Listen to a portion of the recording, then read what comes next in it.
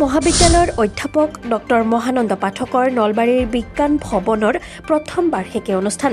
ছাত্ৰ অৱস্থাতে বিজ্ঞানক অনুশীলন কৰা দৰকাৰ, এই মন্তব্য বৰভাগ মহাবিদ্যালয়ৰ অধ্যাপক তথা শিক্ষাবিদ ডক্টৰ মহানন্দ পাঠকৰ। বিজ্ঞান আৰু কলাৰ সমন্বয় হ'লেহে জীৱন সাৰ্থক হয়। বিজ্ঞানক অনুশীলন কৰিব লাগিব। বিজ্ঞানক অনুশীলন নকৰিলে বিজ্ঞানী হ'ব নোৱাৰি। ছাত্ৰ অৱস্থাতে বিজ্ঞানক অনুশীলন কৰা দৰকাৰ, এই মন্তব্য বিশিষ্ট শিক্ষাবিদ ডক্টৰ মহানন্দ পাঠকৰ।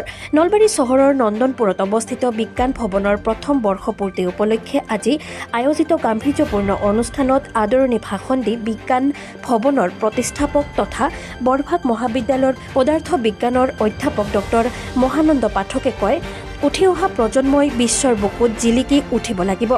শিক্ষাৰ্থীসকলৰ ভাল ফলাফল হ'লে তাতকৈ আনন্দ আন একো নাই বুলি উল্লেখ কৰি ডক্টৰ পাঠকে পুনৰ কয়, শিক্ষাৰ্থীসকল সফল হ'লে শিক্ষকসকল সদায় সুখী হয়। অনুষ্ঠানত বিশিষ্ট অতিথি হিচাপে উপস্থিত থাকি প্ৰাক্তন ছাত্ৰনেতা তথা নৱোদয় জাতীয় বিদ্যালয়ৰ অধ্যক্ষ অমল ডেকাই বিজ্ঞান ভৱনটিৰ জৰিয়তে নতুন প্ৰজন্মৰ আশাৰ বাট দেখুৱাবলৈ আহ্বান জনায়। আশাৰ ৰেঙনি কঢ়িয়াই আনি ভৱিষ্যত নিৰ্মাণ কৰাত ডক্টৰ মহানন্দ পাঠকৰ বিজ্ঞান ভৱনটিয়ে আদৰ্শ দেখুৱাবলৈ এদিন সক্ষম হ'ব বুলি ডেকাই কয়। অনুষ্ঠানত উপস্থিত থাকি আমৰিখোৱা উচ্চতৰ মাধ্যমিক বিদ্যালয়ৰ শিক্ষক সদানন্দ বৰ্মনে কয়, মানুহে উন্নত চিন্তা কৰা উচিত, জটিলতা বাদ দি সহজ সৰল মন লৈ মানুহে আগুৱাই যাব লাগে বুলি বৰ্মনে কয়। অৱসৰী শিক্ষক ধৰ্মেন্দ্ৰ নায়কে কয়, ডক্টৰ মহানন্দ পাঠকে বিজ্ঞানৰ সজাগতা, শৈক্ষিক দিশত সজাগতা অনাৰ ক্ষেত্ৰত বহুদিনৰ পৰা চেষ্টা কৰি আহিছে। অৱসৰপ্ৰাপ্ত শিক্ষক ত্ৰিকেন্দ্ৰ তালুকদাৰে বিজ্ঞান ভৱনটিয়ে সমাজত এক শিক্ষাৰ আন্দোলন গঢ়ি তুলিব বুলি আশা প্ৰকাশ কৰে। অৱসৰপ্ৰাপ্ত শিক্ষক জিতেন্দ্ৰ তালুকদাৰে কয়, শিক্ষাইহে মানুহৰ কৰ্মক উন্নত কৰে। শিক্ষাক সকলোৱে গুৰুত্ব দিয়া উচিত। সাংবাদিক শ্বাহ আলম আহমেদে অধ্যাপক ডক্টৰ মহানন্দ পাঠকৰ এনে পদক্ষেপক প্ৰশংসা কৰে। জিলাখনত বিজ্ঞান ভৱনটি এটি উৎকৃষ্ট অনুষ্ঠান হিচাপে স্থান লাভ কৰিব বুলি তেওঁ আশা প্ৰকাশ কৰে।